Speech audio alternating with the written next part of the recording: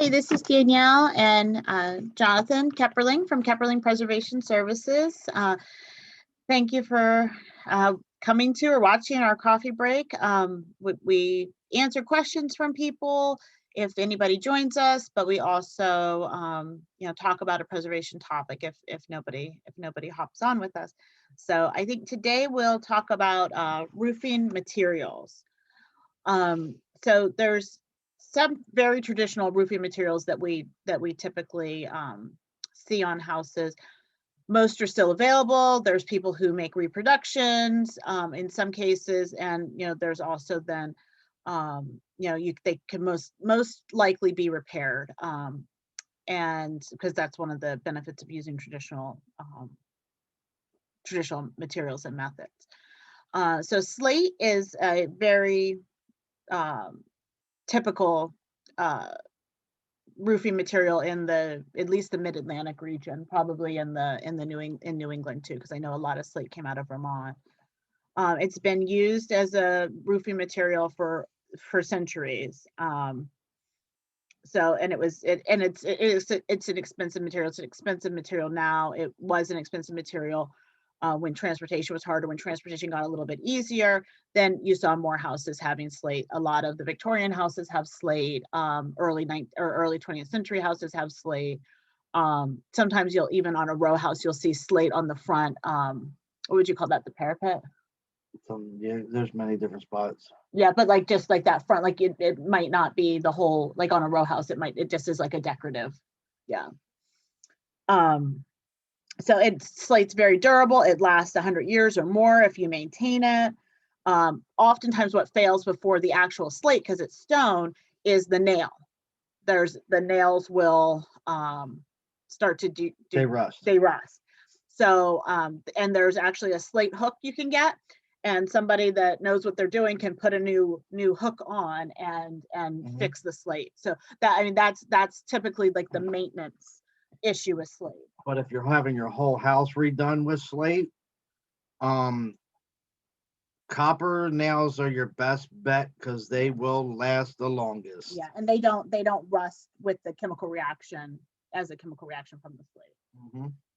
So if you want to save money on, especially on a slate roof, the nails is not where you save it. Yeah. The even though slate is one of the more expensive options to do, it's also probably one of the only ones that'll last 100 years or more. Right. So it's like, do you want to do it once or do you want to do it several times? And there are several companies in our area, in the Lancaster, Pennsylvania area, that do slate replacement or slate repair. So there are a lot of resources for that. And we have worked on projects where they've replaced entire slate roofs. So it is done. It's just very expensive, but it's a material that will last 2+ lifetimes easily. Yeah. So if you're looking for something that would be an investment into the continuation of the traditional material on your house, because we're still running in old houses that were made in the 1700s and stuff that had it, and it's still on the original. So it all depends on location and how everything was taken care of. Right. Yeah. So the other traditional roofing that you often see are wood shingles or wood shakes. Sometimes you hear it called. They're very durable too. They'll last 30 to 50 years if they're properly maintained. If you see daylight through your shakes, that's not a reason to be concerned, because once it rains, they swell and it doesn't leak. As long as you're not having leaking, that's like the biggest, don't worry. The biggest thing that causes the wood shingles to deteriorate quickly is putting an underlayment under it. So in modern roofing, you have your rafters, you have your trusses, and you put plywood down as your underlayment, and then you roof on top of that. For wood needs to dry out. So they do the same thing for slate.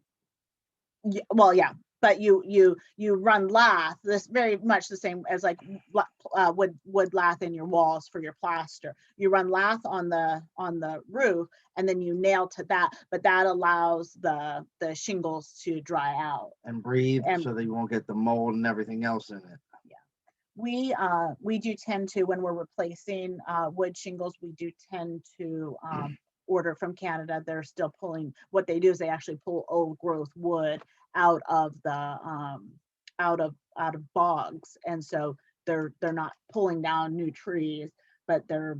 And if you ever wanted to see an amazing way they do it, Danielle knows the links. I don't, Yeah, but they show a guy standing in front of a flitch that was cut for him so that he can make the shakes, and so it's as round as it is tall, and it's probably like three of him stand on top of each other, and that's just one piece of this thing. Yeah. So it's old. I'll put a link to that YouTube video in the comments for this, or in the description. The wood shingles were very popular on early buildings. The Victorians used them decoratively, but typically like colonial buildings and early 1800s, that's when you saw wood shingles, and then they start to lose favor, at least in the cities, because of the fire hazards. Much the same way that like we stopped building frame buildings in the bigger cities on the East Coast, and a lot of your frame buildings that are on the West Coast, because of the Chicago fire, changed the building codes.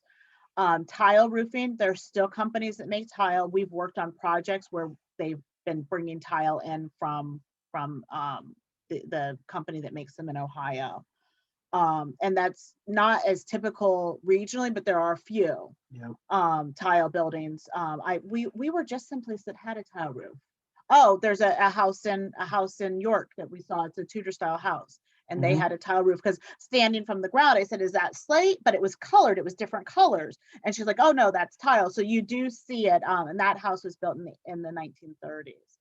And those are all still readily available. Much the same care as slate. Probably the fastener will fail before the tile does. So very much the same. There are replacements available. So if one breaks, one slips and falls off, you can get a replacement. Metal, either standing seam or flat metal panels, like on a porch roof, very common early building material. I don't know. I haven't had to buy it lately. I don't know if we can still get leaded copper. There was a point during the Great Recession, 10 years ago, or a little bit longer than 10 years ago, that all the company that was making it in America went out of business, and people were ordering it in from England. I was gonna say, you can still get it. Yeah. It's from England, and I know the wait list is long. So if you want to stick with that, it'll last a long time, but your wait is going to be planned for quite a few months. I'd probably at this point say 6 to 8 months at least to have it just delivered. So, and that metal was also a very typical early standing seam roofs were very typical early built roofing material. If it starts to rust, clean it, treat it, get the rust removed. There's primer that you can use, and then there's metal paint that you can use. As long as you keep it painted and maintained, it will last a long time. And even if it's like a copper that's got like a little rust on it, you can clean that off. And there's like lacquers and stuff like that you can put on top of it, and it'll last forever. The difference is, if you want one that lasts, you need to have it pretty much hand bent, because the new ones are all the ones that you buy at the most lumber yards are just snapped together, and a good gust of wind and can rip it off. The other ones, it's a dying art. There's not very many people that do it anymore. And the few people that do don't advertise it very much. I am actually one that knows how to do it. I haven't done much of it. It's fairly easy, but it is a little time consuming, because you got to make sure all the bends are right. You got to make sure that you have your fasteners down on your roof, and just so that and that's just so that it bonds it together. And if it's done right, you don't even need to solder it, because you're bending it correctly. Right. And then the last, and you would be surprised, traditional building materials, asphalt. And it's considered a modern roofing material, but they were actually introduced in the 1890s. And they became popular in the early 1900s because they're low cost and they're fire resistant. And that, of the roofing materials we've discussed, it probably has the shortest lifespan. It's usually 25 years or so. Normally 25, you can get 30, and I think they go up to 50. Yeah, but you're hoping that they're guaranteed that they're going to still be around to fulfill their guarantee. But see, the overall aspect of that is, and they won't tell you this, it's always in the fine print, that if you don't remove the asphalt or roofing material underneath it, after the second layer, if you buy 30-year shingles to put it down and they don't tear up the old ones and put down new ones, your 30-year shingles now just became 15-year shingles. You cut the lifespan in half just by that one little thing. Yeah. So when you're replacing your roofing, you want to make sure that they tear off the old first.